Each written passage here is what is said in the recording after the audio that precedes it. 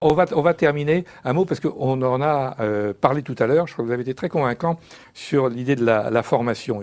Je crois que un moment, avant d'être nommé ministre de l'économie et des finances, vous avez failli être ministre de l'éducation. Et vous auriez bien aimé être ministre de l'éducation. Ça s'est pas fait. C'est pas, non, bon, ça s'est pas fait pour. J'ai fait autre chose.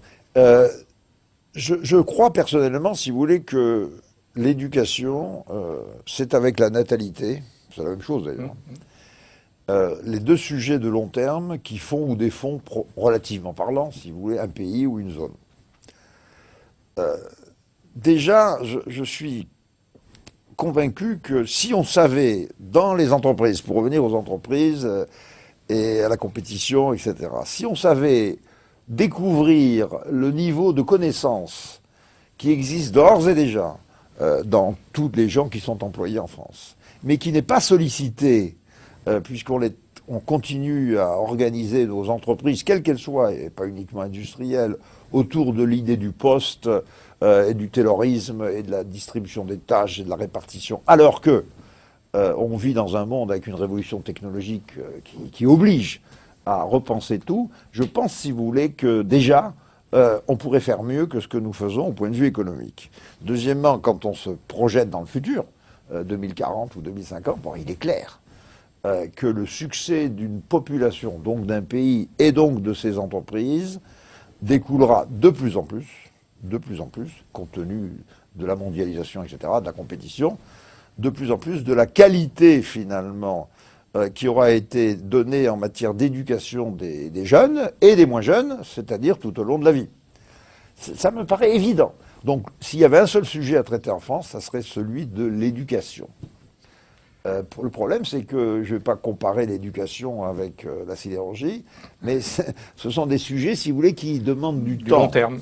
Du long terme, une vision, une continuité dans l'approche, la conduite d'un changement avec éventuellement des erreurs, de l'expérimentation, etc.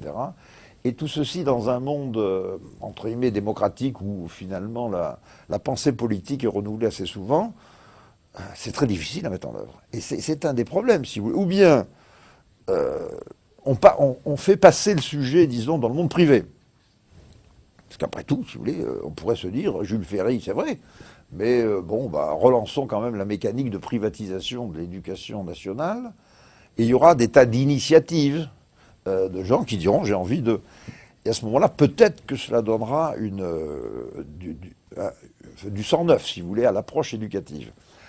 C'est peu probable parce qu'on est en France. Oui. Non, mais c'est peu probable, on est en France. Ça fait partie de nos valeurs, si vous voulez, éducation nationale.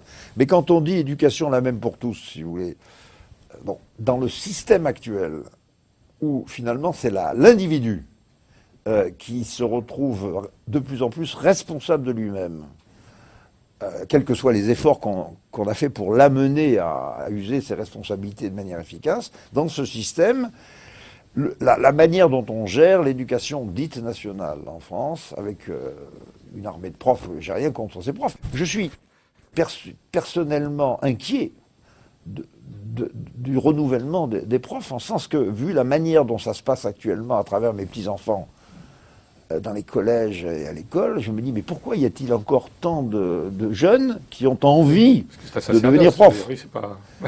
Et vous vous rendez compte ce qui se passe si la machine se désamorce, c'est-à-dire si la qualité de nos enseignants baisse, Oui. alors c'est le désastre absolu. Donc je dis, moi, là, repenser en continuité le système d'éducation en France, ça devrait être la tâche prioritaire de n'importe quel gouvernement.